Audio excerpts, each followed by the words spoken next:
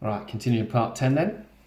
The probability of being on time and there being no rain is, probability of being on time is 0.95 and the probability of being no rain is 0.2 because these pairs have to add up to 1. So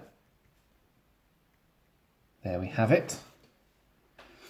Now, I should probably move that down here because we don't like to have two equal signs on the same line. Okay, part B I'll do down here where there's space. Find the probability that 5 days in a row the train is not late once. Well, the probability it's not late is 0.95.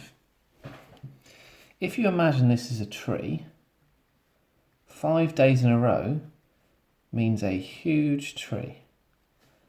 But not late once just means the one branch along the top where it's all not late. Not late, not late, not late, not late, and not late.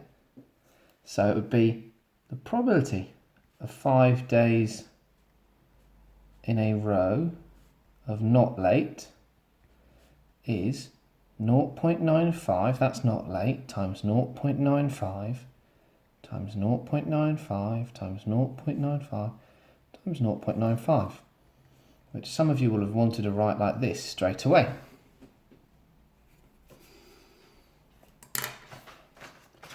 So all we need to do is put that into our calculator. 0.95, x with the square button and then 5, and it's 0.77378 ... which is 0.77 to 2 decimal places. So here's a real situation where not drawing the tree is an advantage because the tree would be huge and actually what we need is very simple from within it. If it had said 5 days where 2 days have got rain, we'd have to look at lots of branch routes where that happens and it would get very confusing. But simple one where there's just one branch which we know in advance, that's okay. Part C, 3 days with rain on each. Well, we can do this now because it links to what we just had. So 3 days of rain is rain on the first day, second day, and the third day. So it's 3 branches of your tree. I'll put it here, rain, rain, rain. 0.8, 0.8, 0.8.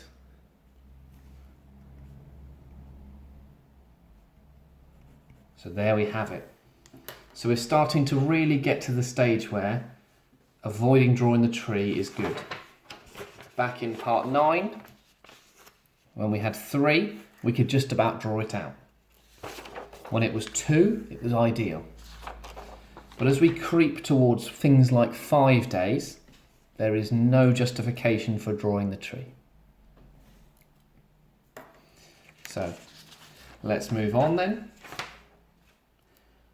and look at the next one. Now this is a great question. What is the probability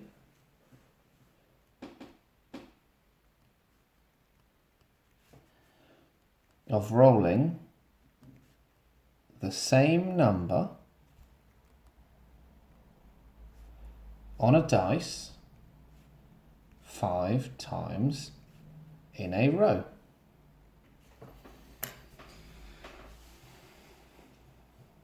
So pause now if you need time.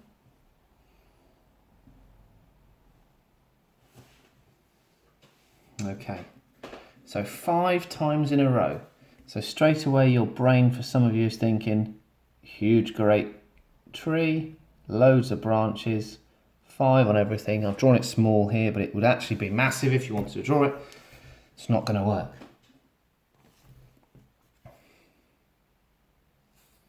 The same number on a dice 5 times. Well, let's look at this.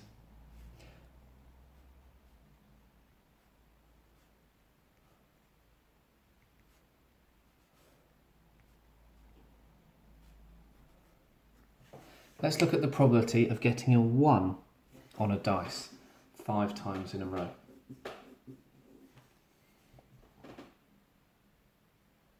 So not any number, just a particular number.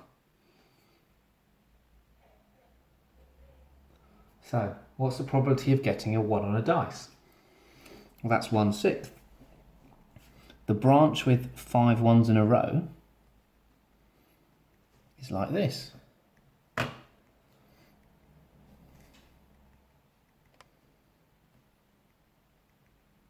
So it's 1/6 all the way.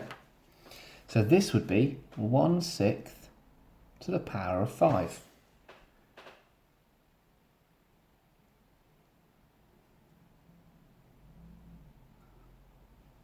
Can you work out what to do next?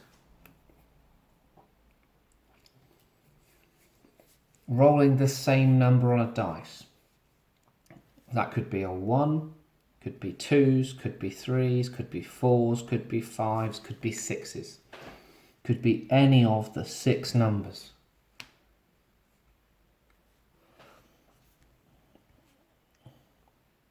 So probability of the same 5 times in a row. Well, that's the probability of any one number happening 5 times in a row. Times by 6, because there are 6 different numbers it could be.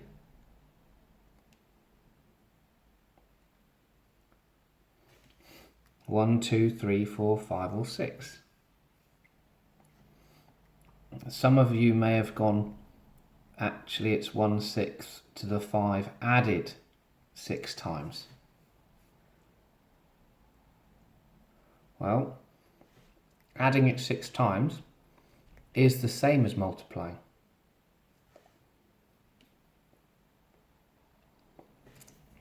So there we have our calculation.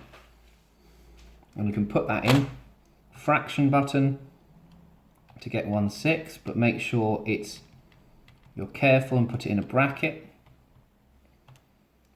Then you want it to the power of 5, press to the right, then put times by 6.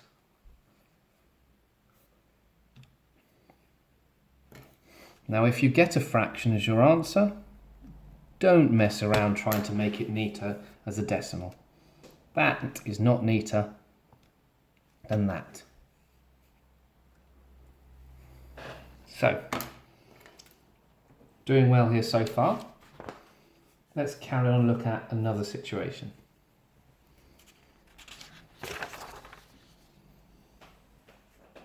Four coins are thrown.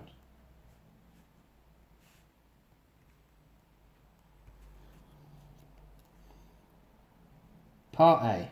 What is the probability of 4 tails? And then part B. What is the probability of at least 1 head?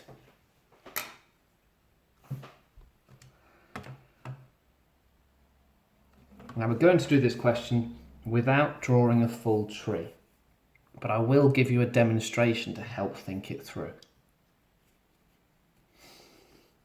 So first off, it doesn't say this is a biased coin, so the probability of a tails is a half. Pause the video now if you want to attempt this without me.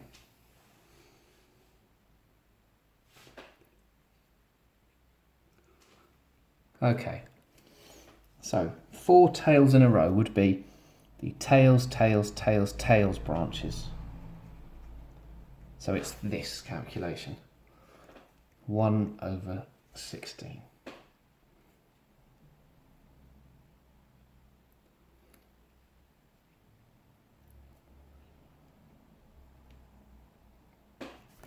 Now the part that's going to prove trickier is part B.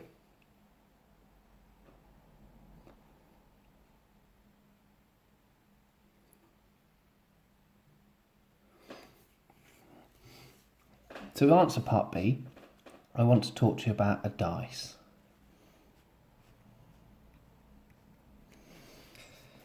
If I said to you, what's the probability of getting at least a 2. Which numbers does that entail?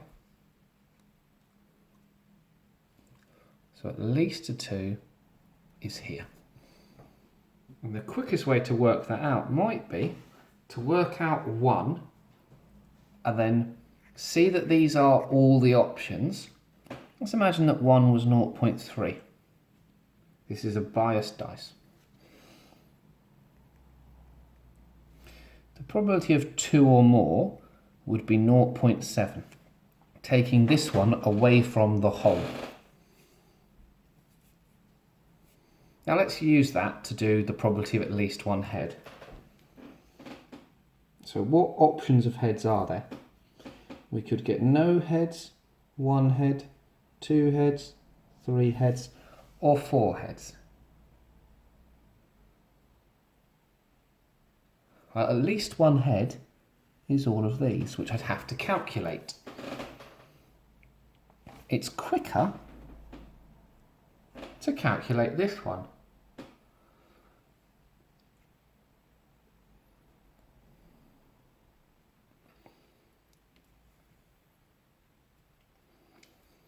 So, no heads.